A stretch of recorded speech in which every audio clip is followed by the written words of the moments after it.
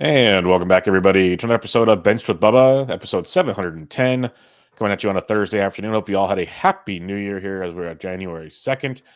Back with our buddy here to talk some more news, some shortstop ADP debates, and much, much more. Before you do that, you can follow me on Twitter at BDendrick and my co-host, as always, here on Twitter at BreakingBen_T. Bented, how are we doing, my friend? Doing great, Bubba. I appreciate you accommodating my schedule this week, and we're right back at it, right where we left off last week. And I don't think I said it. I may have said it on Twitter when I retweeted the show, but shortstop's fun. I'm in my first DC right now, and I was just on the clock before we recorded. I took a shortstop, and it was because it's not the most ideal shortstop, but it's because of the nature of the position, at least in my eyes and most eyes. That's why I took that player. And it's not the best feeling because he's hurt right now, but hopefully we gained some new knowledge ourselves. I know we've been doing that with our debates. Like the catcher debate was big for me, and you said you've wanted to make adjustments along the way with other shows. So I think shortstop should be the same. Yeah, I'm with you. And I know where you were in round 16 on yours. That same player I just looked up in the DC I'm in now. We're talking Zach Neto just for fun, folks. He went late round 14 in mine. So in theory, you may have got a quote unquote discount on that. Because he's like we talked about it on me and Ryan talked about it on the hitters, ADP risers and fallers. Neto's one of the bigger fallers because of the injury news or uncertainty with it. But you and I talked before the show, and we'll talk about more of that as we get going in the shortstop discussion about the wonkiness of the position and whatnot. But I did want to hint on something there. You did mention your draft, and for listeners of the show, no, Ben's been very patient, not getting his feet wet, or like myself, it's been a lot of drafts already and some others. Ben's been very patient. He's in a 4 honey right now, and it's his first draft out of the 6-hole, Ben. So just overall, how are we feeling about getting back in the grind of enjoying your ideas to have them shattered in front of your face from time to time as you're getting ready to draft? It's a lot of second guessing. It's also a lot of fun, but it's, the DCs are great because you can take your time, but then at the same time, I go to pick more often than not, and there's so many players I want to take, and obviously you can't take them all with one pick. So just like looking down at ADP and trying to figure out, and also too, it's like you said, it's a 4 honey, so it's a little more serious. I mean, every league's serious, but when it's at 400, it's a little more main event style drafting. Pitchers, closers kind of get pushed up. That happened here. Closers went pretty hot in my draft, but it's like you said, it's my first one, so I'm really shaking the rust off with some top competition, and I like it so far. I mean, I'm trying to not go too crazy. I didn't really have a set strategy going into it. Last year I kind of went off of my idea of what I wanted to do last year. And I've already taken notes in my rankings file that has everything in it. I have a little notes page for drafts, draft champions, main events, overall. I've added some notes along the way about what I want to do differently in my next draft. And I like it. I took some younger guys with some risk. I took a couple of bounce backs. Went kind of pitching heavy. I got 2 aces, so I kind of like that start. But I will say, though, closer and shortstop, closer most of all has not been fun because drafting one early is always tough. Yep. And I was trying to push as long as I could without jumping in. Like a kid will test your limits, and I was kind of doing that with the closer market. It may have bit me. We were talking about it last night, but I think overall for my first draft so far so good. I'll have to wait and see what happens. I mean, like you said, I have a long way to go. It's only round 16, but I think I have a good foundation so far. Yeah, look, I'm looking at your first 15 now. I know your first 16 picks for a first time drafting this season. Not too shabby, because you're starting to get the obvious the pitching going up early. Do you want to take the pitching? Do you, like I told you, I'm doing a different strategy in the DC I'm in right now, where I kind of waited on pitching because I wanted to go catcher early, but I'm finding if you wanted to catch early, you have to be in a different part of the KDS, probably. At least it feels better that way, or I can just suck it up, one of the two. I'm not sure what I'm going to do yet. But I actually went relief pitcher as my first pitcher off the board. I didn't even take a starter until I think I told you round 7. So, and it's because the earlier drafts I did, it's that relief pitching just gets your first relief pitcher here. You took in round 6, Lucas Irsig. He's my second reliever. I that's just in my brain. I want the 2 of these X amount of guys, and then I'll move on to your second reliever. Okay, he'd be cool as my reliever 3, but we talked about it last night. Type thing is, yeah, there's a lot of I don't want to say learning curve because you know what you're doing. That's the difference. But just kind of seeing where the market's been dictating so far Right. and getting that feel.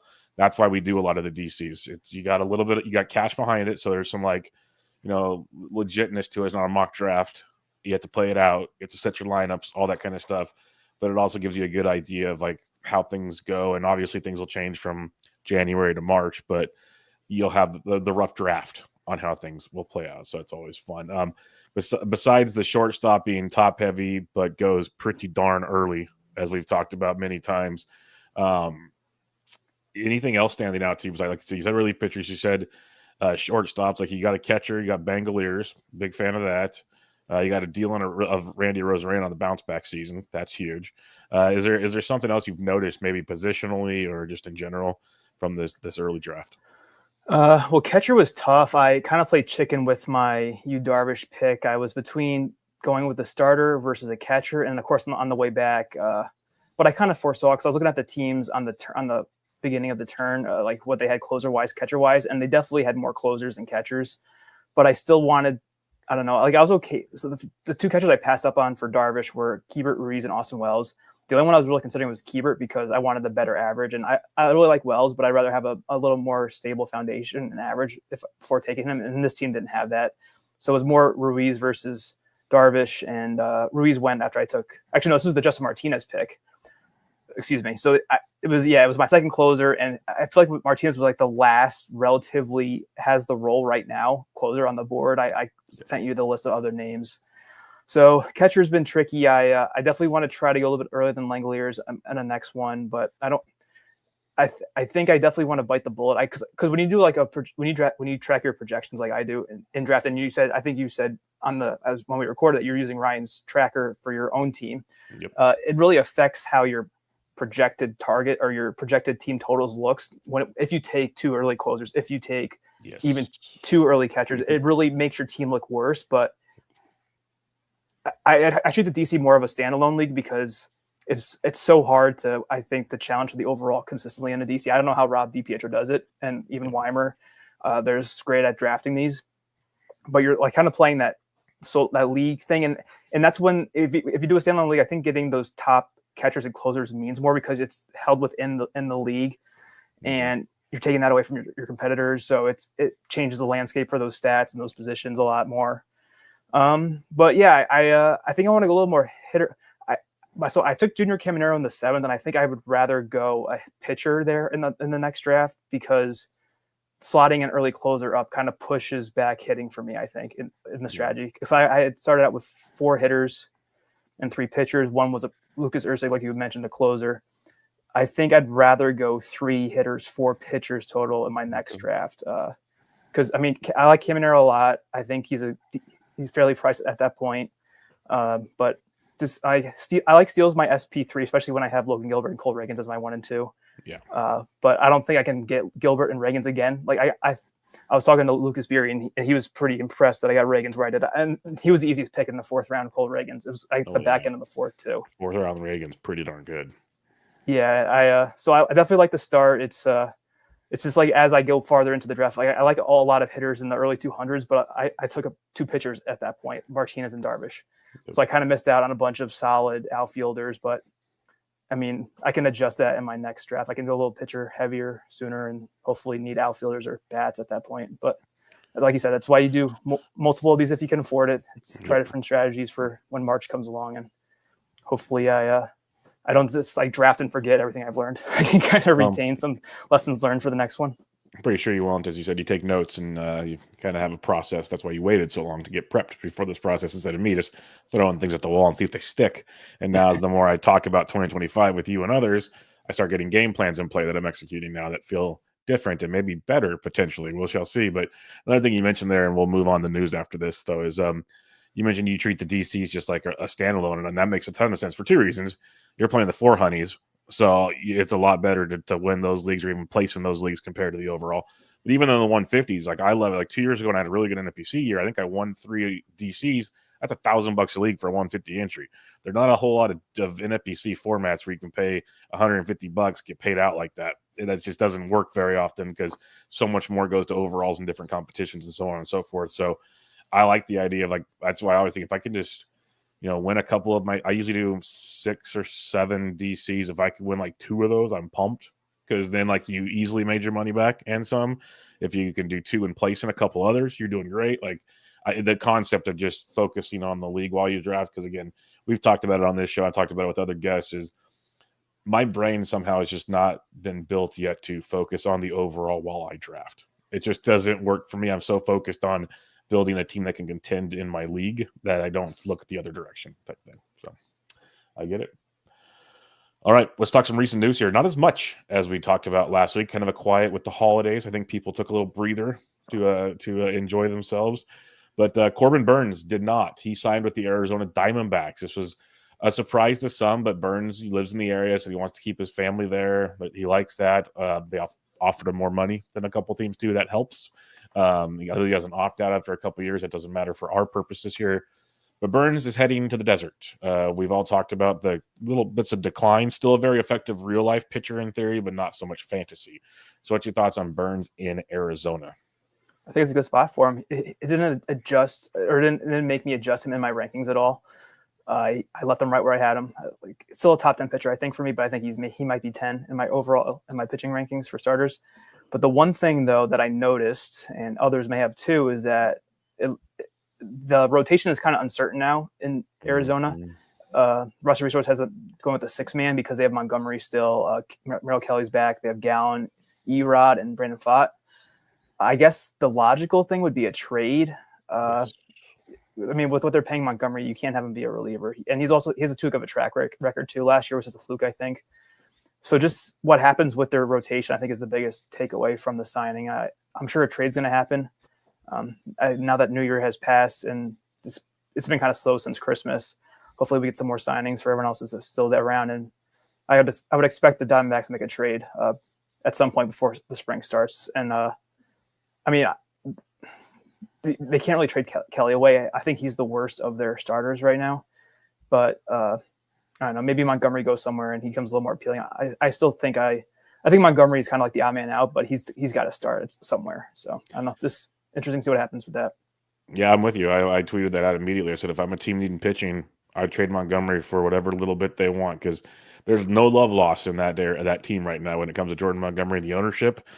He basically took his, because he got paid, he had a bad year, but still got money, took that as a middle finger to the ownership because they basically said he wasn't great. They didn't want to bring him back. But I'm with you on the track record part. He might never be back to that guy he once was, but he wasn't a 6.23 ERA guy either. He's much better in this. We know about the mid-season, the late signing and all that kind of stuff. I think he's a great way to go there, because even with these signings, like Ryan Nelson's now in the minor leagues, and Ryan Nelson was very serviceable last year. They have pieces in place, like you said. If some teams willing to take Erod, that's not the worst thing either. If I'm them, I try to get rid of Erod or Jomo just because they're the old guys and keep the young bucks in there essentially. But we'll see, because Ross Resource has 6 pitchers. That's not how they're going to go to start the season. Obviously, injuries can change things, but it would be a travesty if somehow they keep everybody and then Brandon Pfaadt's in AAA to start the year. I would be beyond furious, not just for fantasy. I've loved the guy for a few years. Obviously, I learned how to spell his name last year, but he's just too good to there's no reason to have him in AAA, but that's the odd man out because of options and whatnot. So, they got to make a trade. I see a trade happening. I'd be shocked if it didn't. I think they're just trying to figure out how many buckets of balls they're going to get in return, because I think every team knows the Diamondbacks have little leverage in this situation right now, and that's the beauty of it. Teoscar, he did it. Went back to the Dodgers, which most of us thought at the end of the season that was the likely spot. Then they threw a curveball inside Michael Conforto, and you're thinking, maybe there's a chance Teoscar doesn't come back. Now Teoscar comes back, and you can light all kinds of prospect flames up.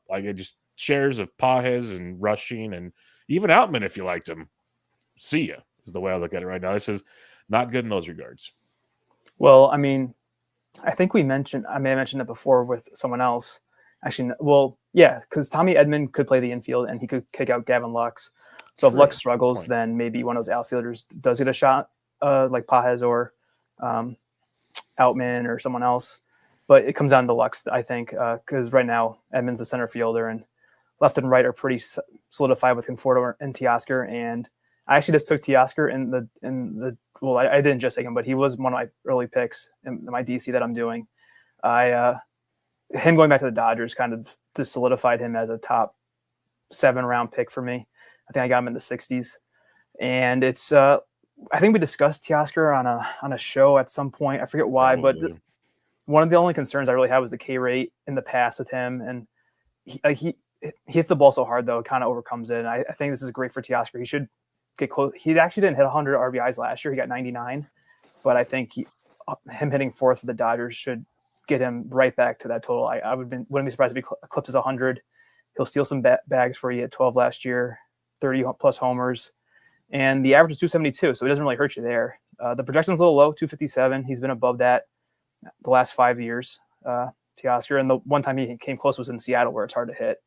So I think the average isn't the best projection, at least by Steamer. Other systems could be a little more favorable for him, but yeah, I love Teoscar. I'll probably draft him again at some point too.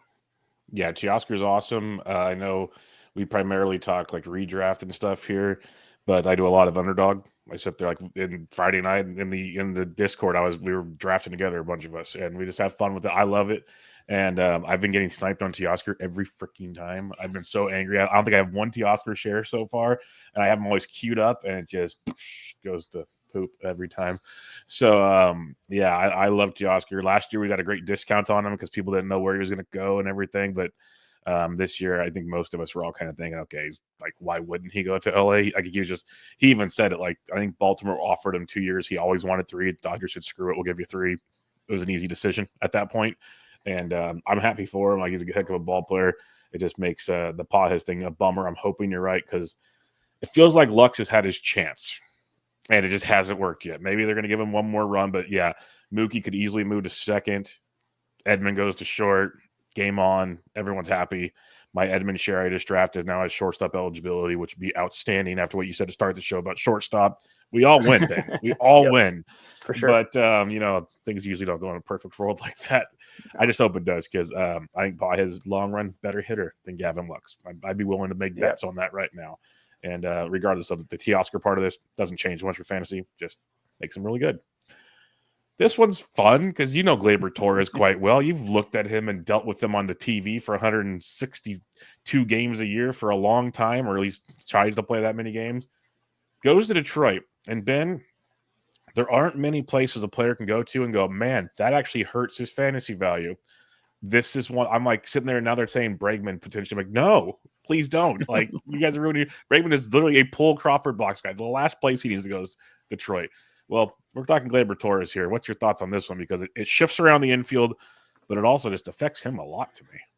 Yeah, like the other two moves, definitely affects the rest of the team a lot. I think I may have actually moved Gleyber down. Yeah, I will be. And I was pretty low on him already. I have him outside the top 15 rounds in a 15-teamer. Actually, I think it's out. Yeah, he's a round 16 player for me, Gleyber. And I think in the Discord, I said that last year, if he played all of his games in Comerica, yeah, you get some good stats in there on that one. In Comerica, he would have had 9 home runs, Gleyber, instead of his 17. And I took it a step further. There's 1, 2, 3, 4, 5, 6, 7, including Comerica. There's 8 parks where he would have had single-digit homers, Gleyber, last year. So he just doesn't have the thump behind his homers or anything. He just lost it all last year. I mean, he never really had a ton. Everyone remembers the 38 homer season he had in 2019, but we all know why that happened. And it stinks. I always liked Gleyber. He was always solid, but not the best landing spot. And it also moved around. I think Cole Keith is the first baseman, and now Torkelson's in the minors. If they were to trade Tork, it'd be rock bottom value. But if I was another team, though, I'd definitely maybe trade him to Arizona for Jordan Montgomery. See what happens. Well, then that might affect your Pavin Smith. But yeah, something like that would be a great trade to make. I don't know who would want Torque, but as a Yankee fan, I would offer something to see what could happen. As the Giants, let him platoon with Wade at first and see what he has. I know it's a bad ballpark for him, but I want power somewhere on that team, and he has it. I know he does. It ain't consistent, but he has it. He has power. Gleyber has none. So going back to Gleyber, this is awful, but he's gonna hit second for them. It looks like per roster resource, which that kind of boosts his value. With the Yankees, he was kind of pushed down a little bit, but if he's swinging a wet noodle up there, it doesn't really matter where he hits. It's not going to be much a whole lot for fantasy. Yeah, I'm with you. I have him at 14. Before this signing, I will definitely be doing some massaging of the rankings, one would say, after this is all said and done, because he doesn't even qualify there anymore for me. So he's fallen quite a bit. And it's weird because the reports that came out were, yeah, I wanted to gamble on myself, so I wanted a 1-year deal. Then you do what Tyro Estrada did, and you sign a 1-year deal with Colorado. If you want to You go to the Reds yourself, or somewhere like that. Yeah, you don't go to Detroit. You're better off in San Francisco. Like, you just don't go to Detroit. Go to Oakland. Like, there's a million places besides that one. Not Oakland, Sacramento. Enough of that. Josh Bell returns to the Washington Nationals just days after they traded for Nathaniel Lowe. So it sent some in a tailspin. To me, there's your DH is the way it looks. But what's your thoughts on Bell, who it's funny to me. I think we talked about it in the Discord. He's been pretty serviceable for the most part for fantasy for almost every season, outside like 1 or 2 maybe, and he continues to get traded all over the place. Yeah, he has been on the move a lot in his career. He's 32 now, which is kind of surprising. I feel like he hasn't really been around that long, but he's a great corner infielder, especially in 15s. The big kind of going along with the theme of these moves is how it affects other players, and it just pushes Luis Garcia farther down the lineup for at least roster resource. And I guess you could have Luis Garcia bat ahead of Lowe, but I don't know. It's going to be interesting to see what happens in spring training with their lineups, the Nationals. Because I really like Garcia where he was going if he's going to be the 4 hitter, but now he's projected to be the 6th hitter. And he already struggled with the RBIs and runs last year. So it has me a little worried about Garcia being a top 100 pick where I kind of have him going. But yeah, I'll be down to draft Bell. I'm going to need a corner infielder in this draft that I'm currently in. I would be looking for him and also Nathaniel Lowe. They're very similar players. They get drafted around the same spot too. So I think it's a solid sign. They'll probably end up trading Bell again. I think he's been traded every year in the last 3 years, but solid signing. Yeah, I'm with it. I like his ADP. Like, I'll take shots on it at this point in the draft and see where things go. So I'm on board with that as well. I think it's a solid move. Gives him depth. If all fails, he gets traded. See where it goes. All right, Trevor Williams resigns the Nationals. Most might be like, who cares? But like in deeper DCs, you should care if he's healthy. He's always been like weirdly serviceable at his ADPs. But more importantly, it's almost like the situation in Arizona now is something's got to give, Ben. For sure. And again, it's more about what happens here. So now they have a 6-man rotation, the Nationals, per roster resource. I doubt they'll keep that. And the one that I'm worried about, and I'll say it because I don't know how many people are in my draft right now that are listening, but I like DJ Hers a lot, and I could see him getting kicked out. I hope not. Me too. I love me some Hers. Yeah, I remember you saying that last year, and I looked at him this year doing my research, and a lot stood out with him. And Williams had a good year last year. He had a 2.03 ERA. He was injured a lot, and I don't trust him to do that again anywhere close to that. He's probably like a 4 at least ERA pitcher. So he could be serviceable, especially in DCs, but I kind of want to know more about what's going to happen with the rotation before I do draft Hers. I for whatever reason, they just signed Soroka. I think we talked about him last week. Yep. They just signed him, so they're probably going to keep him in the rotation. Unless there's an injury, I don't know what's going to happen. I don't see the Nationals being a team that has 6-man rotation. So I just hope it's not Hers, but that's all. This hope. I'm just hoping for now. I have no reason to say one way or the other. Yeah, we're all hoping, but I'm with you. It leans a heavy DJ Hers problem for us, is the way I'm going to say it. Like, in my world, like, can you just send Jake Irvin out of here? Like, I've never been the biggest Irvin guy. I know some people do like him, and he eats up innings, so I get it. But God, he had his moments, but he kind of stumbled last year. Like, I'll take my DJ Hers. Like, I still like Soroka. Something about that move got me very intrigued for fantasy late round and stuff. Last one here, nothing major. Just wanted to mention it because there are a lot of Matt Mervis lovers out there. Matt Mervis, some said he was freed, then he went to Miami. So your definition of free is different than mine. But Mervis traded to the Marlins for Vidal Brujan, like 2 basically prospects that people were very hyped on at one point. On the move. We've seen this work in years past, like new opportunities. So I'm just saying maybe a late round dart. I don't know what your thoughts are here. Yeah, I pulled up the Marlins roster resource. They have Jonah Bride, who I think you were a fan of in DCs. I had him last year on teams. He's free. He is free, and maybe Mervis gets a shot at his spot because he's the first baseman right now, Bride. I can see that. His other competitions, Division De Los Santos, who was moved around a lot last year, I think. He's like a Rule 5 guy. He's only 21. So there's definitely a good chance for Mervis to break the Marlins lineup. But, I mean, when he's been up with the Cubs, he did nothing. And then going to the Cubs side of things for Brujan. It was Brujan, right? Yeah, Brujan, Fidel Brujan. Yeah. Cubs are pretty loaded, so I don't think he's going to play anytime soon. I mean, he'll be a bench player. So if someone gets hurt, maybe he gets an everyday role. It kind of happened last year, I think, with the Marlins and Brujan. And I remember he was like a big steals guy when he came up with the Rays, but he never really hit the ground running. So I think an injury would take Brujan to be relevant. And I mean, Mervis could just get a call up and have a shot. But for now, they're like pretty late DC darts, I guess, if anything. Other than that, not too interested. Yeah, that's why I just wanted to bring it up because I know there are some people that really do like those players, but I think it's going to – in DCs, we see it happen all the time. You know, that round 49 dude shows up. But so keep him on your radar. I wouldn't force the situation is all I'm going to say. All right, let's do it. Let's talk some shortstop debates. Let's have some fun with this because when I do these debates, a little behind the scenes, if you can't figure it out, real simple to figure out, actually. I basically go through the ADP, and if two players are close to each other, or three, we talk about how differences between them. Very in-depth stuff, I know. But at most positions, it's like there's little pockets, and you can go. Shortstop's so top-heavy. We got a handful of them going early we're going to talk about, and then only a few late because there aren't that really much ones worth talking about late, one would say. So let's start at the top then. As you mentioned, you have your thoughts on the position. You hit on those earlier. I know you and I will say our thoughts on the position a million more times as we talk about our thoughts on these players. So we'll start at the top here. Elly, this is December DC ADP, literally December 1st to the 31st. 16 drafts. At least that's what my thing says now. I know it's been wonky at times. We got Elly De La Cruz, ADP of 4. Gunnar Henderson, basically an ADP of 6, we'll just say. What do you got, Ben? I am Team Gunnar. We didn't mention it earlier, but he was actually my first pick in my DC, Gunnar Henderson, at the 6th pick.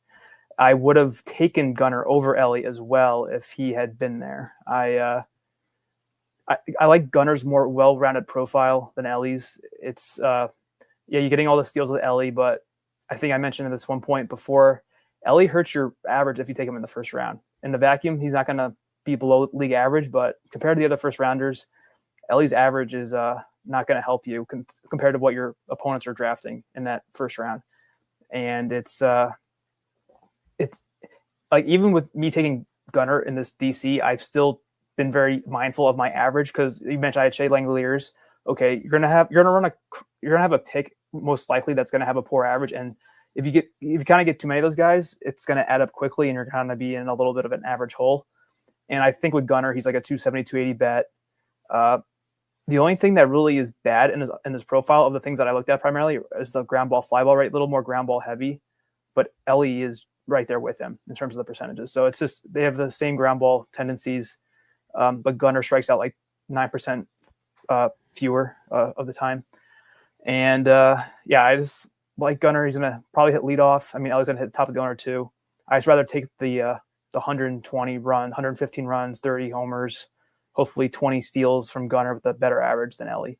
But I'll stop there. I'll talk about Elly after, I guess.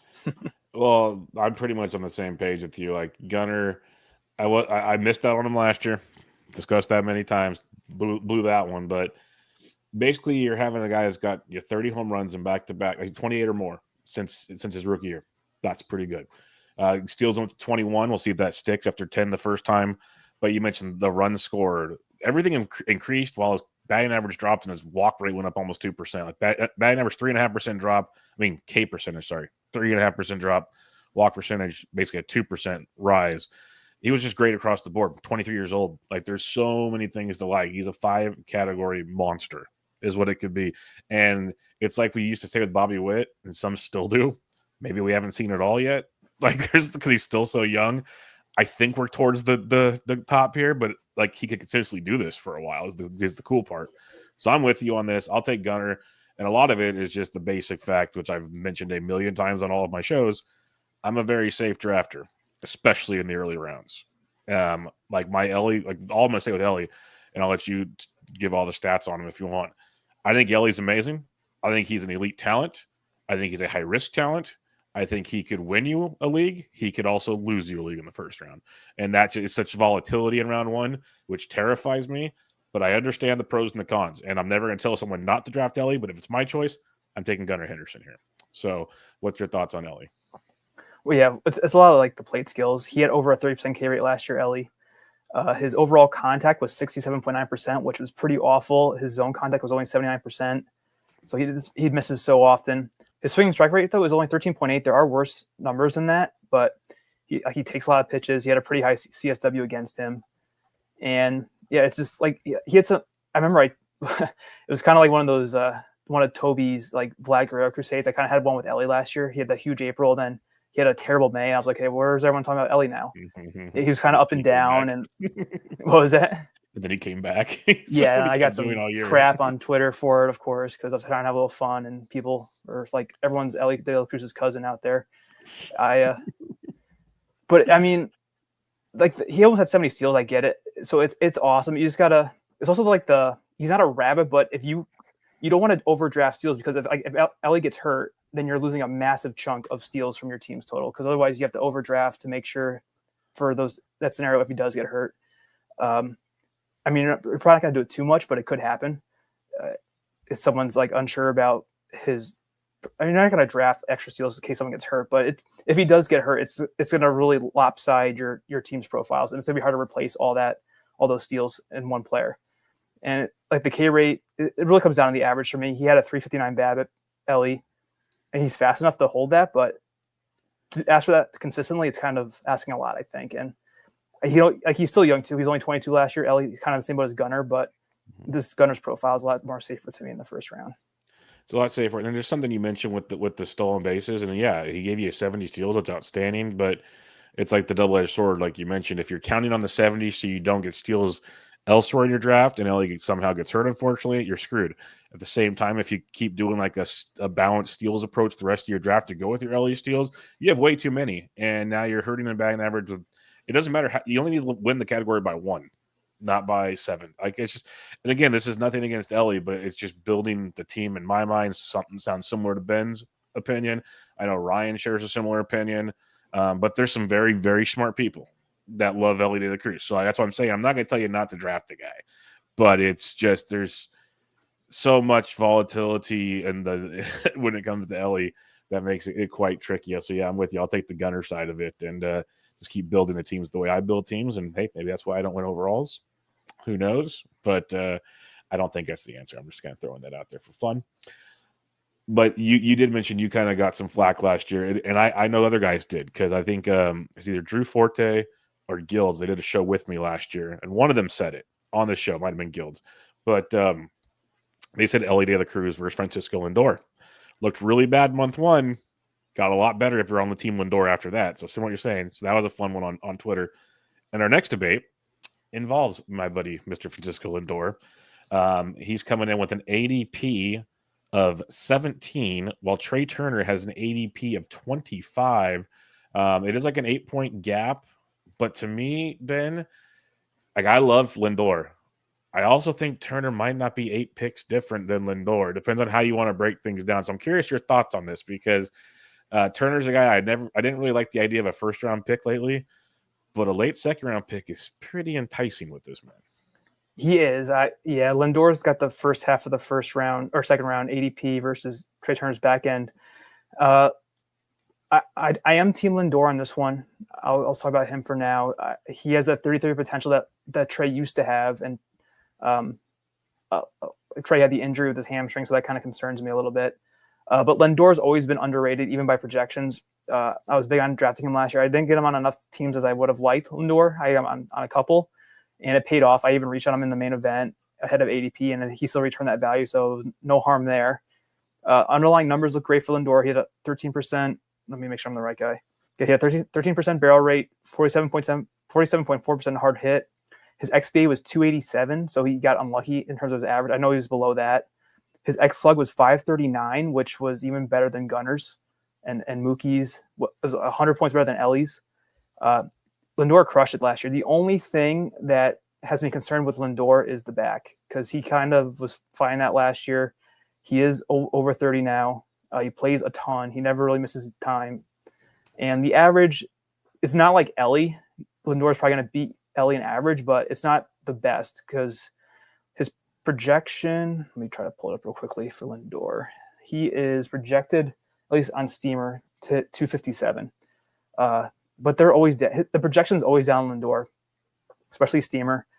They finally have him projected for 99 runs. He's always been in the 80s. Only 24 steals, so they think maybe he's probably a little bit older now, won't run as more. But I definitely think Lindor is ahead of Trea. I think Trea is like a 2020 guy now, but he might beat Lindor on average. So, I mean, you can't really wait on Lindor to take Trea because of where they're going. I guess it's more of an 80 or a KDS discussion about where you want to target your shortstop from. But just like with Lindor, I like Lindor. I have him as a first rounder. I think he's my 14th overall player right now. And I think he has a little more fitness profile than Trea, but I'll stop there for now. Yep. I love Lindor too. I've loved him the last 2 years. You didn't have to pay this price for him is the only thing. And you still, he was getting close to the 1-2 turn last year, I guess by March. So I guess that's not a fair assumption, but you do have to, if you want him, there's no waiting around, given he fell around 20 in one draft, but he's pretty much, you got to pay the price where Trea Turner's actually fallen into round 3 or as low as pick 32. But I love Lindor. It's just the 2020 guy, almost back-to-back 30 seasons, as you mentioned. The K rate's been below 20% his entire career while he walks at least 8%. Batting average has been pretty solid 2 out of the last 3 years for sure. Scores a ton of runs. That should not change with the Mets. I really don't think. I know they have some roster situations changing there, but I don't see that changing. 31 years old. And injuries, all it's going to really slow him down, I think. I love everything about Lindor, but because there's not a whole lot of 30-30 dudes out there, but he's definitely one of them.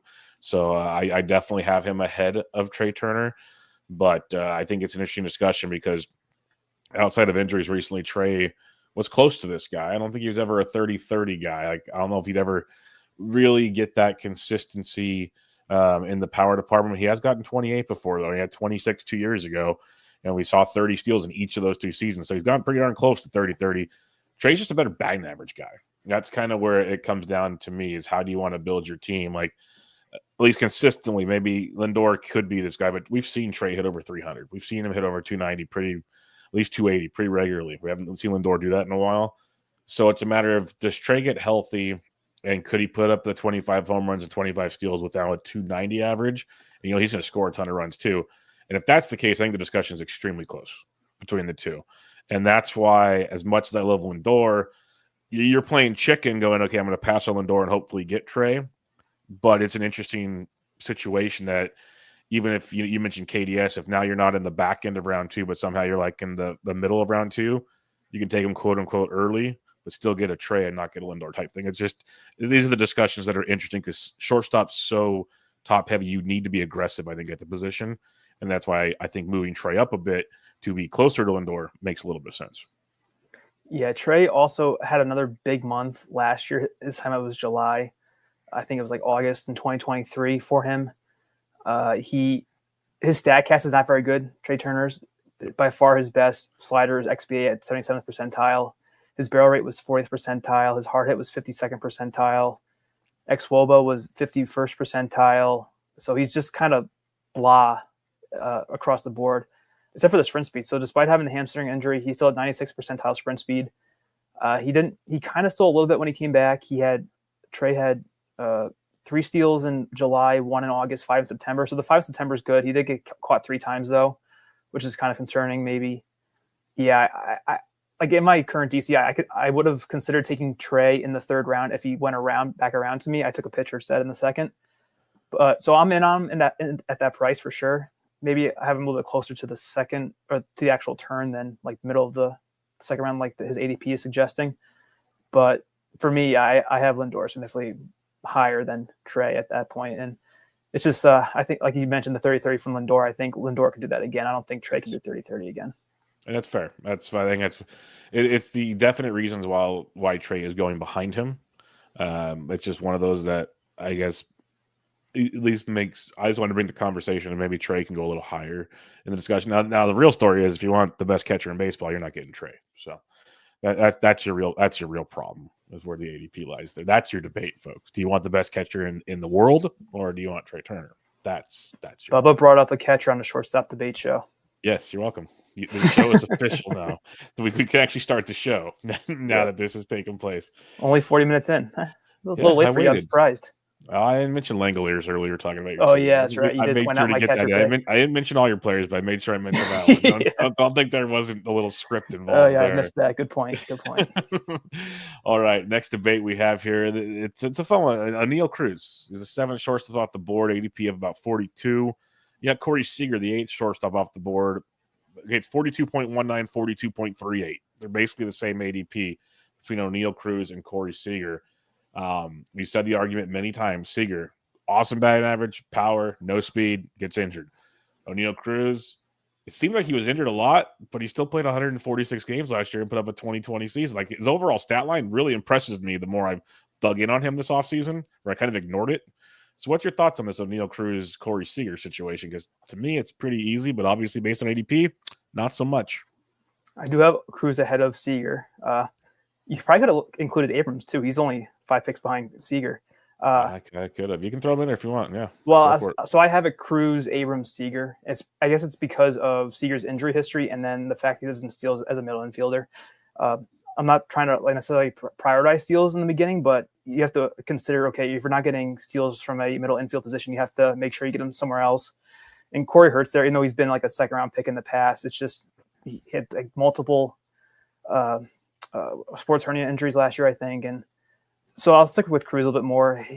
He has some of the best StatCast still. I think he had he has the 97th percentile barrel percentage last year, 15.7%. His average exit velocity was 99th percentile. The sprint speed was 88th percentile. So he should be 30-30 like Lindor is at least. And for whatever reason, he only stole 22 bases. But with Cruz, he finally had a full year, because in 2022 only had 361 plate appearances, and then he got hurt in 2023, only had 40 plate appearances. But now he almost had 600. In 2020 is a little underwhelming with a 260 average. He was 21 homers, 22 steals. Cruz, so people are still banking on like a massive breakout season. He's only 26, so like he's not as young as Elly or Gunnar is, but he's still kind of in his prime, so he could reach that 30-30 threshold, I think. He's also an average risk because of the K rate. His K rate was 30%, Oneil Cruz, and so you really have to make sure you have a pretty good average hitter before you take him, I think. One thing that also is nice too, that he has dual eligibility. He's a shortstop outfielder. He'll lose shortstop after this year probably. But yeah, it's pretty easily Cruz for me over Seager for now. And you said you have it Cruz, Abrams, Seager. Is that what you're saying at the beginning? Yeah, I'd rather take I'm not the highest on. Well, actually, I think I moved Seager down. I was a little bit higher on him. I forget where I had him in my overall rank or my shortstop rankings, but I think the 20-30 from Abrams is a little more valuable than what Seager could provide. Yeah, I have Abrams, Cruz, Seager. So that's what's fun about all this. I'm just very optimistic on Abrams. He's 20. He'll be similar to the Gunnar conversation. He's gonna be 24 this year. I keep saying he's got more than 20 home run power. I could be wrong. I think he had 20 homers in 138 games. I think we got a 25-ish guy that could end up stealing another 40 bags, which is pretty awesome. His batting average isn't ideal. It's him and Oneil Cruz, where it's like I could see myself pushing Oneil Cruz over Abrams, depending on what I want. If I want more power, I 100% admit Cruz has more power than Abrams. I think Abrams has more speed or steals than Cruz. And so it's just kind of, what do you want? They have very similar batting averages in the grand scheme of things. So it's just, when I'm drafting, which one do I want is what it comes down to. And with Abrams, knock on wood, he's been healthy, where Cruz has had health issues. So that's another factor there. But both very similar players, and it just really comes down to, what do you want? Now, for anybody that's listened to me record for years now, I've been the anti-Corey Seager for a long, long time. It's bit me in the butt like twice. Because I think he's a very talented ball player. It's just a very talented ball player that has trouble staying on the field.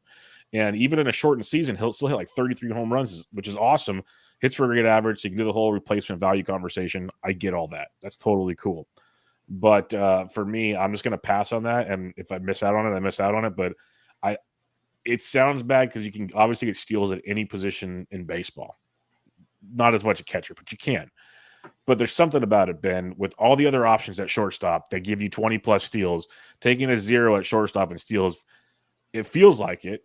It feels like you're behind the 8 ball, and you really got to attack it somewhere else. And you go into the draft going, okay, if I get one of these like 5 shortstops, I could get me 20-plus steals pretty easily, and we're good. And so that's where Seager just moves down the list for me. I mean, if you start a draft off with Carroll, I would exactly. love if you Seager. Do something different, 100%. Yes. It really depends on what you have on your team going into this range. So yeah, I still like Seager. He's kind of like Jordan. Not as much power, but like he gets a 300. He's done it before. If he's healthy, 90 runs, 90 RBIs, 30 homers, maybe 1 steal. Jordan steals more than Seager now. It's kind of sad. So Seager still is good. It's just like the right build. I think that's what it comes down to. I'm assuming that he'll be healthy going into this year because I think he had the corrective second surgery at some point. But yeah, like the underlying numbers are kind of in line with Oneil Cruz. The barrel rate's just off for Seager, 15.5% versus 15.7. He had a 292 XBA. So if you need average or power, take it Seager for sure. If you want the steals, go Cruz. Yeah, no, it's just at this point, we're starting to get the whole roster construction at this point when it comes to shortstop. But make sure you get one of them because it gets rough quickly. Next up on the docket here, we have Anthony Volpe coming in at an ADP of 141.38 and Bo Bichette at 145.00. And I will throw one of the listener questions out to us right now from our buddy Jeff Biddle at Topanga. Jeff, do either of you have a firm stance on Bo Bichette, or is he a wait and see? So we'll incorporate that into our conversation here on Bo Bichette, Ben. But Volpe, your backyard, versus Bichette, how are we feeling on these two? This is the first fun one of the episode. I think this is kind of like the Jonah Heim for anyone who's here for catcher.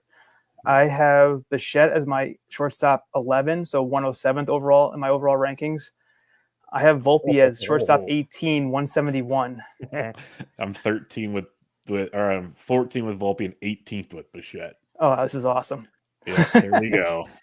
Yeah, let me try to remember all the points I told myself when I was looking at Bichette. Let me pull up his StatCast. I think it kind of started out there. So it was rough. I didn't have Bichette. Did you have Bichette anywhere last year? No. Okay, I think I might have him one place and I ended up dropping him, but I tried to avoid. Okay. Yeah, he all right. His exit velocity was in line with his career norms. He was around like 91, 90. He was 89.2, so not very far off. His XBA, plummeted. It went from like 270, 290, 300 to 255. Actually, I think the Fangraphs is where a lot of the similarities stood. So he wasn't hitting the ball as hard last year. We know Bichette had a ton of injuries. The barrel rate was cut in half. So he was like 9.9 and then 9.6, 9.6 for his percents from 21 to 23. He went to 4.4% last year on Bichette's barrel rate. But the K rate was a 0.1 percentage points lower than 2023. He was at 19%, which is still very good. He had this highest walk rate of his rookie year was 6.6% walk rate. He was at 6 last year, better than the previous years. So the play discipline was fine. I think he may have been on the BABIP show. If not, he should have been. He probably didn't qualify. But Bichette's BABIP went from 355 to 269 last year. It was shown in the quality of contact, but he was hurt a lot, I think, still. Well, obviously he was. I think that really had a big effect on him. The sprint speed was mediocre, so it's not like he completely collapsed like Kyle Tucker has. I think Kyle Tucker is like 20th percentile sprint speed. Bo Bichette's 49th, so he has the speed still. What else is there? I think the batted ball profile is the same. He had a 22% line drive rate. It was 27 the year before in 2023, 20% in 2022. So he's in the middle of those two. His ground ball rate didn't spike. His fly ball rate didn't spike. It was just when he hit the ball, it just wasn't hard. But this is the one big thing that I liked. The homer to fly ball went from 16.5% in 2023 to 5.3%. And it kind of makes sense with the drop in the hard hit, but he's 26. I don't think he just lost the ability to hit already. I think he was just hampered by injuries, and I am willing to give him a pass at I'm not going to take him where I have him ranked. I'm going to wait maybe like a round before ADP to take him. I considered it. I didn't take Bichette though because I wanted steals. If I had enough steals at the time, I would have considered drafting him in this DC. but I'm all in on the bounce back. Like his XBA was still above the 50th percentile. He didn't qualify, so I don't have an actual percentage or percentile. It was 255, so it doesn't kill you, but so he was even unlucky compared to that. I think it's a great bounce back opportunity, great buy. So, but I'll let you tell me why I'm wrong. You're not wrong. I just think there's players better than Bo Bichette. Yeah. Like, I don't believe he's a 225 hitter. I believe the batting average bounce back, seeing comments to your XBA and whatnot. I think that's like one big reason to target Bo Bichette is if you need batting average on your team. I think this is a very good guy to target for batting average. Like, if that's the case, I might pivot from my rankings in draft. That's what you're supposed to do when you draft to make your team needs. And Bichette would be an upgrade in that regard. I'm always worried. I don't think he's much 20 to 25 homers if things are clicking. I'm worried about the power. I haven't seen a consistent, like, massive power season. And there's some guys coming after him that I have ranked higher that I think are in the same ballpark or better. And speed is my biggest problem because I went to bat for Bichette years ago, and he had the big stolen base year, and it went very, very well, and then just disappeared. And you mentioned the speed still, the sprint speed, which is great. He hasn't done it, is the problem. And yes, he's been hurt and this, that, and the other. They haven't projected for 9 to 10 steals, which is great. So it just depends on, do you think he's healthy and back to being the guy we saw a few years ago? Or you think he's healthy and he's more like the guy we saw in 2023? Is he the 2021 guy, the 2022 guy, or the 2023 guy? The one that because it kept slowly going backwards. And they're still good at this ADP. Even the 2023 guy is not bad. That's serviceable. It's just which one do you think he is? And that's a problem. This Toronto team's in flux to me. I don't know what the heck's going on there. And there's just players I like ahead of him. I'll give my quick Anthony Volpe take because you know it a lot better and you might have some biases that are accurate compared to mine. Like, I've been anti-Anthony. I grew into liking him towards the end of draft season based on price point because I think he is a 2020 talent. We saw 21-24 in 2023. Last season was 12 and 28, but the batting average went up like 0.035 points, which is great. Strikeout rate dropped 5%. Again, he'll be 24. It's a theme here with me. These young guys, I see improvements. We move on. These are things I like to see.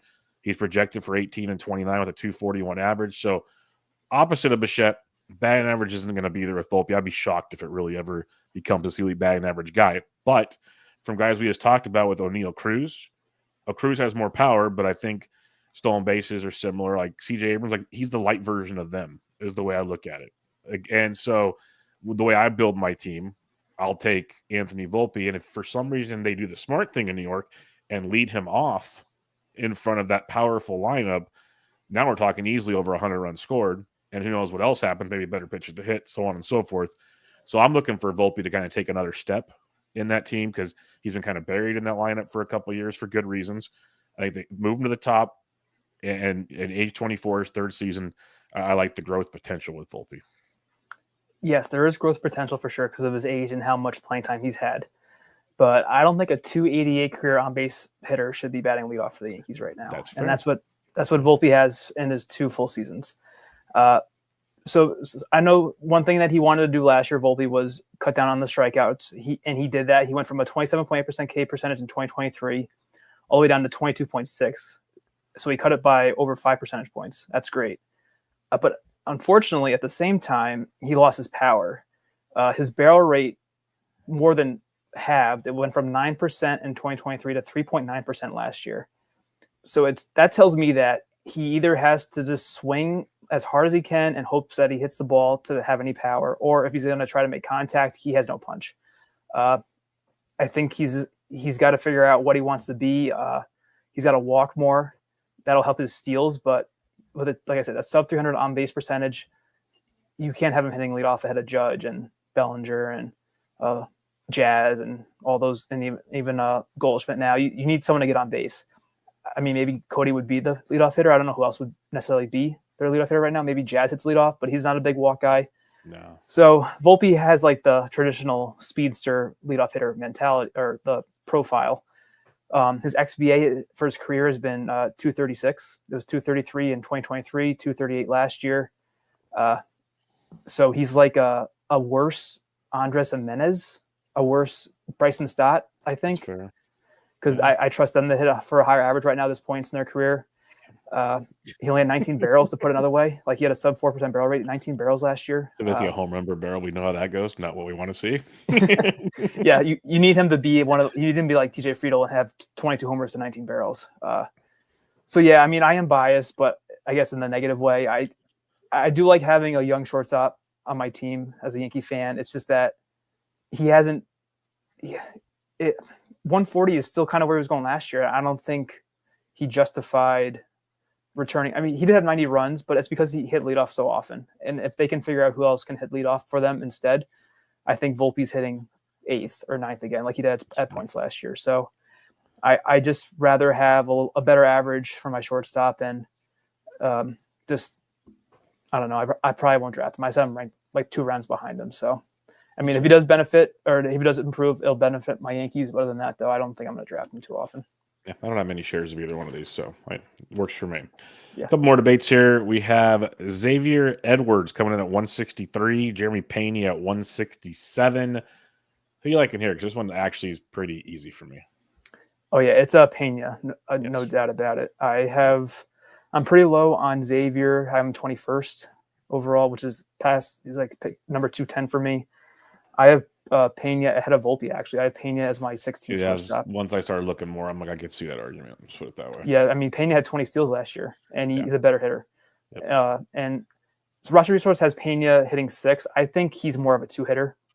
He doesn't walk a lot, though, but I feel like Perez is more of a – I mean, Perez doesn't really walk a lot either, and that's who they have. It's in the 2-hole for the Astros, Roster Resource. But so I'm considering Pena as a 2-hitter. I could be wrong, but I have him kind of like in the Mason Wynn, Dansby Swanson area of my rankings. I think Pena could be like a 15-20 with a 270 average and score a lot of runs. So, and with Xavier, I'll talk about him real quickly. Nothing that nobody's not heard before. A 1.8% barrel rate last year, a 23.9% hard hit. I just don't want to draft a main starter on my teams with no power. Great average, great steals. Should get decent runs batting leadoff, even though it is the Marlins. But I just don't want to draft that profile. So definitely Pena for me all day. Yeah, no, it's very simple. It's Pena for me as well. Like, I loved Edwards last year in DCs because he was free. You just take the gamble, and it's great late steal source. But at this point, he's either your starting shortstop or a middle infielder that pretty much gives you batting average and steals. It's a 2-category guy. And if you've listened to enough of my stuff, you know, with Luis Ariz and company, that's not my bag. It's just not what I'm going to do. I like Jeremy Pena quite a bit. You mentioned, I guess, another guy that we could see. He's had the 20 steals last year. We've seen him hit 22 home runs before. Like, at worst, he's a 15-15 guy with 20-20 upside with a good batting average. Like, I take him over Bichette personally. Like, I like Pena quite a bit. Like, this Pena and the next group, almost at least 2 out of the 3 guys coming up, I'll take over all of them over Bichette. For like that's where I just pass on Bichette unless you need batting average, is where like I get that point. And compared, like, Bichette versus Edwards is probably a fun debate because they both give you batting average, but at least Bichette gives you power and steals, where, you know, Edwards just steals them. Pena easy for me on that one as well. All right, next debate here, we got Mason Wynn coming in at 173.5, Ceddanne Rafaela 174.4, Dansby Swanson 175.6. So all basically a pick apart here. This one's fun. What do you got here? Yeah, I kind of alluded to it. So I have Wynn 15th in my shortstop rankings. I mentioned I have Pena 16th, and I have Dansby 17th. So I have them all kind of around each other. I'll talk about Wynn. Well, actually, so then for this might be surprising. I have Ceddanne Rafaela as my 25th shortstop. I have him 20th.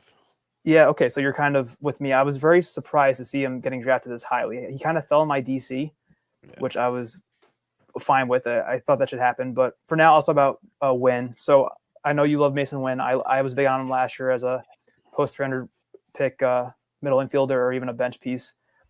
The one thing, so Wynn's going to bat leadoff. He should score a ton of runs. The one thing, though, that's annoying is that he didn't steal, and he's one of the fastest players in the majors. I think he only had 11 steals Wynn. And I think the people saying that he could hit 15, 18 homers like the projection says is a little optimistic because he only had a 3.7% barrel rate Mason Wynn did last year. So I'm not really banking on him to go at 15 or above. He'd probably be more like a 10 to 12 homer bet in my mind, ideally. And for being like a batting average asset, he only had a 259 XBA, which is still good in terms of the league, but with so little power from Wynn, I kind of wish it was like a 270, 280 XBA. I think that would make me a little more confident taking him where I have him ranked. I wish he was cheaper. I wish he was going closer to pick 200. I think everyone likes him. They see why, because of like the speed skills. So I'm definitely team Wynn. I think I passed on him for something else in my current DC. The way shortstop has gone for me, I kind of wish I did take Wynn. I think he's a great middle infielder. And I have him as a shortstop 1 though. So if you took him, if you waited on the position and were able to get Wynn, I think that's fine. But I don't think the 18 homers that Seamer's projecting will be there. I think that's what their projection is for Wynn. Let me confirm that. Yeah, it's 18 and 16. 15 last year. He did, but like I said, the 3% barrel rate, it's almost 4, but still, it's pretty poor. I think he has a lot of talent. I wish he stole more, and I'd be a little more into like I'd be more gun ho about. Okay, I'm definitely taking Wynn as often as I can, because his average should be better than, like I mentioned before, Stott and Jimenez. Even though the different positions is kind of the same middle infield profile. Speed first, good average, not too much power. But yeah, I'll stop there on Wynn because I know you like him too. Yeah, when it comes to Mason, when I have him 12th on my board, and I've said he's this year's Zach Neto. Like I'm a huge fan of what he can do. I believe in the power. And one thing is another one going to be 23 this year. So hear me out. Going to be improvements, and we saw him improve throughout the season from August 1st to the last 2 months of the season. The barrel rate was 5.5%. Like we saw improvements as the season went on, and I always harp on it. I do my team previews for Bench with Bubba, aka starting next week. If anybody's curious, they will be dropping starting Monday. And I had Matt Thompson on every year, big Cardinals guy, Prospects Live guy, knows all these things. And he even said Mason Wynn's going to be a better defender last year, but he even believes he's got 2020 potential from what he's seen with him. It's just going to take time to get there. So I'm kind of harping on people that know what they're talking about in the minor leagues, which I don't. And then kind of what we saw as the season went on with Mason Wynn. The other reason why, and unlike the Volpe take, which you justified perfectly about my leadoff thing, Mason Wynn should be leading off for the St. Louis Cardinals. His OBP was 314 last year in his first sample. Throughout the minors was 350 to 400. That was his OBP. So he's got plate discipline skills. I think it'll get better and better as he gets more comfortable at the plate. So that's where I think there's a 2020 guy with a ton of run potential. And I love him as my middle infielder because you don't have to draft him early.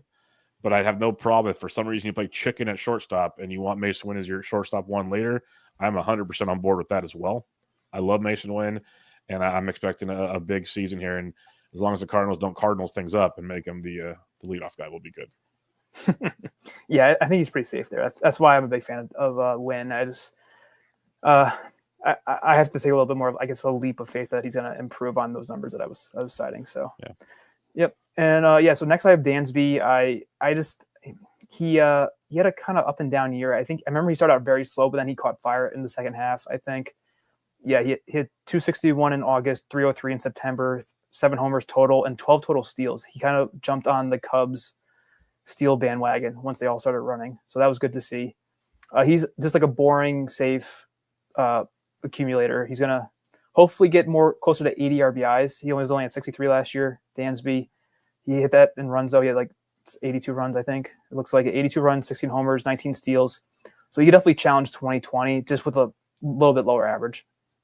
Dansby's never been like the best average contributor. He did hit 277 one year in 2022, but that's the outlier kind of. He was 248 in 2021, 242 in 2023, 242 this past season. So if you have a good average base and you just want a solid maybe 2020, I love Dansby, and he should probably get 75 runs, 75 RBI. So I think he's a great value. I think I originally had him higher. He's typically gone closer to pick 100, and he kind of recovered his value last year, just that the average is a little bit low. So I definitely like Dansby. And quickly on who was it? It was where is he? Ceddanne Rafaela. Really, for me, it's the lineup spot. He's gonna hit 9th for the Red Sox. I really harp on plate appearances, and yeah, he had 500 plus Rafaela last year, but I just don't want to. I'd rather take a chance on Swanson hitting this, like not having a good full season instead of having the slow start, or when taking the next step. I know people like that. I think it was like 15-19, maybe 15 Rafaela was, and with a decent average. He had good runs and RBIs. It's 70 plus in both. I know that. Just got to find him now on my sheet. But he doesn't walk a lot. He chases almost half the time. 49.5% O swing for Rafaela. And that led to a sub 70% contact rate overall. His XBA was 235. He is fast, so he can kind of make up for it, but that's not good at all going that early. I have him around pick 250, I said. His barrel rate was pretty good. Rafaela's 7.5%, but there's too many red flags for me to consider him in this range. So definitely Wynn and then Swanson for me. Yeah, I have Swanson second as well. I have him 16th in my rankings. I had Wynn at 12. I have Sedane at 20. So they're all kind of evenly spaced out. I don't know if Swanson's got 2020. I'm seeing the 19 steals was great. We saw 18 2 years ago. But at worst, I think the power, he's like a 25, what's that, worst 15 type guy once he's healthy and clicking in Chicago, which I like a lot. The batting average might not ever get back to what we saw in Atlanta in those 274, 277 seasons. But he's also likely going to hit fourth or fifth in this lineup. It's still going to be pretty good. So run production should be pretty solid for Dansby Swanson. So I like that quite a bit as a middle infield target later on. Or it's one of those, if you wait, you could double tap like a Wynn Swanson type thing and really have a solid shortstop core for waiting, like really solid for waiting. So these are guys I have, like Wynn, Swanson, Pena. I have circled as middle infield targets for me because I'm more aggressive at shortstop, but I'm leaving drafts usually with one of them as my middle infielder. And that's just kind of my build so far. It doesn't always work out that way. That's my targets, though. And then Sedane's a tough one. I've always liked him. In recent years, I got mad because they kept yo-yoing him around between the outfield, shortstop, all over the place, which I hate young people doing because it just doesn't give the consistency there. And then, so he's supposed to be the starting center fielder, going to be hitting at the bottom of the order compared to these other two guys, which is already a bummer. There is some good power. There's some good speed. In the minors, we saw a good batting average. So if he took the next step, I wouldn't be shocked, as he's a phenomenal defender, should play every day in center field. So I'm with the idea of that. I'm just, I guess, not fully there yet compared to these other two guys. I'll go Wynn and Swanson as well. All right, last one we have here, Ben. Trevor Story, ADP of 237. Willie Castro, 245. We were talking about Willie Castro before the show. He just went in the draft 2 picks before my pick, as we talked about that. So that's fun. And so Trevor Story, Willie Castro. Story used to be a first-round pick, second-round pick back in the day. And you got Willie Castro, the Swiss Army knife. Like I even wrote up in the third base rankings for the Patreon that Willie Castro could be the new mascot profile, essentially, with what he does with the eligibility and the way he rates out. But what's your thoughts on Castro versus Story? I do lean Castro. I have Castro as my 22nd shortstop, Story as my 23rd. I have Castro 217 overall, Story 231, so about a round apart, but they are back-to-back in my shortstop rankings. I think, well, mainly for Castro, it's the eligibility. He is literally the new mascot in terms of that second, third short and outfield on NFBC. He also doesn't have a sub 200 XBA like Trevor Story did last year. So Bubba said he got sniped on Willie Castro. I got sniped on Willie Castro, kind of. I wanted to draft him in my current DC, but he went like 2 rounds before I was ready to take him, which they understood the value because there's a lot fewer. I've noticed there's not as many multi-eligible guys this year as there have been in the past. Especially those ones with like 3 or 4 that we've seen in years past. A lot fewer of them. Yeah, like Willie could have been my middle infielder or my quarter infielder, and then I could have had a lot more freedom with my next picks, but that was only a dream. But with Castro, he's projected to hit leadoff for the Twins. And Bubba and I were discussing before we recorded.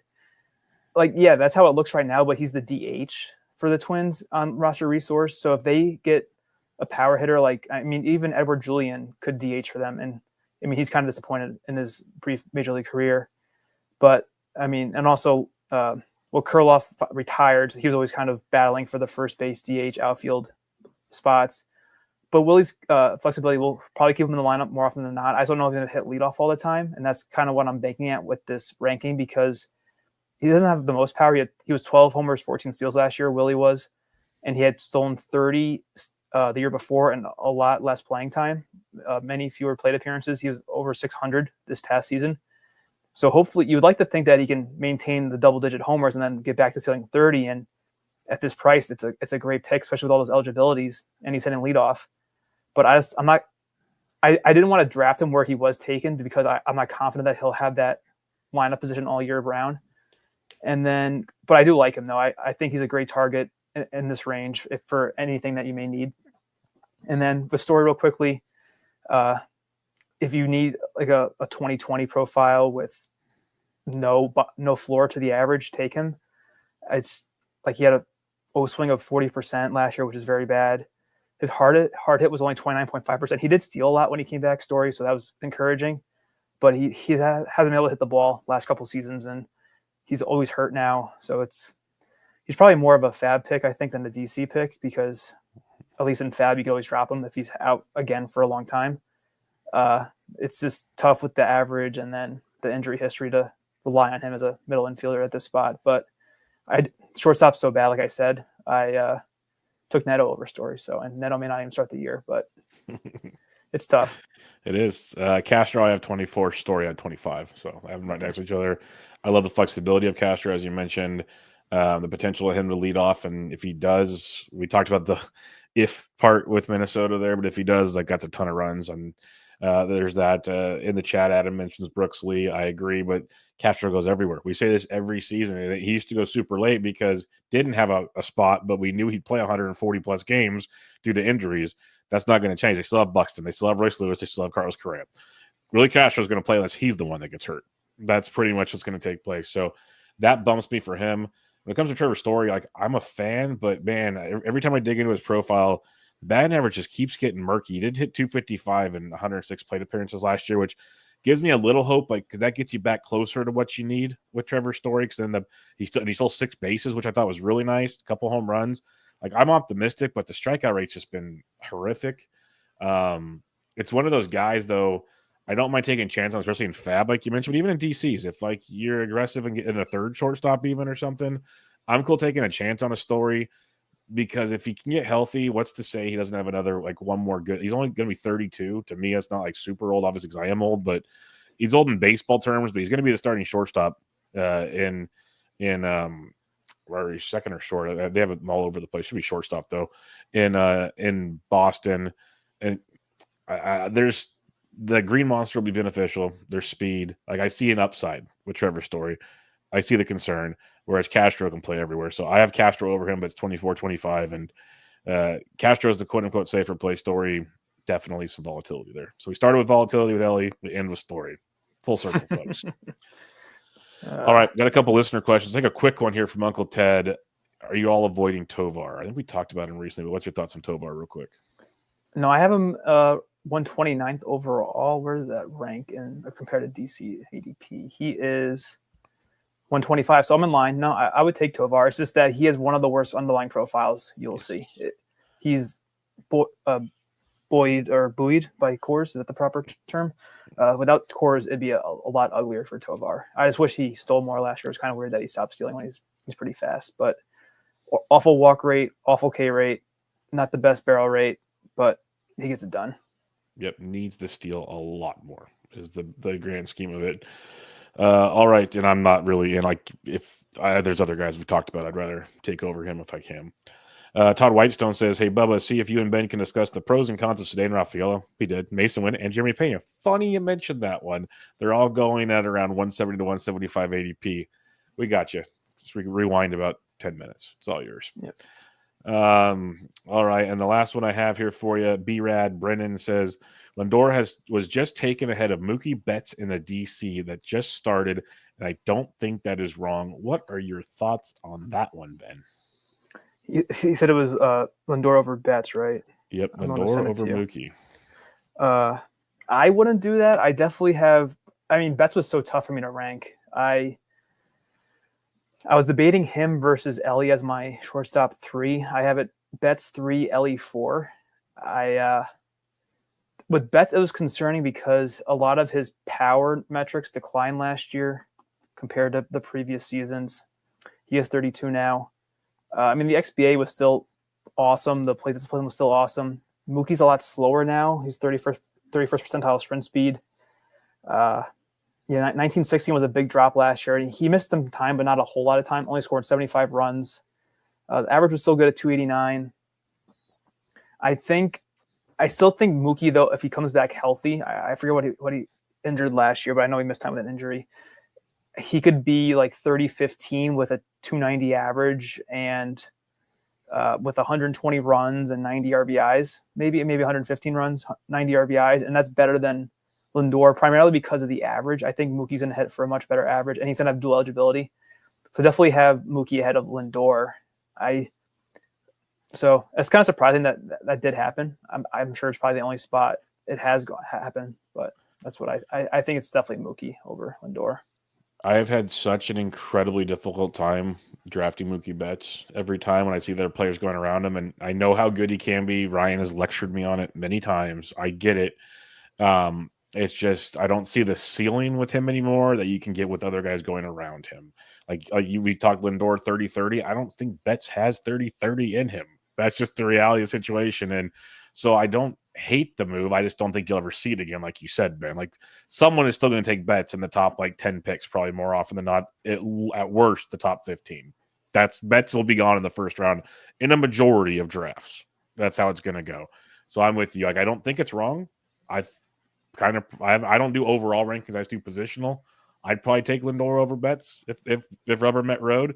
But usually at that point in the draft, I'm taking Kyle Tucker over Mookie Betts or J-Ram over Mookie Betts and stuff like that, which similar profiles to Lindor.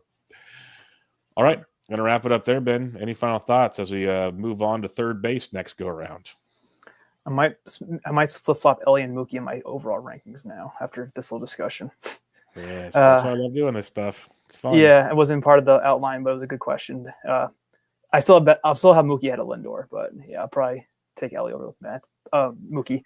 Yeah, I mean that's it. It was a good show. I definitely need to prioritize shortstop a little bit better next draft. I mean, I'd started out with Gunnar, so I was a little more lackadaisical with my backup because it's my first round pick. So only thing that's really going to hurt me is if he gets hurt. So then you can't foresee that. But yeah, I think third base will be good. I think it's a little better to discuss in terms of depth from what I've seen. So there's still guys available in my draft that I would definitely be fine with as my corner infielder, I think.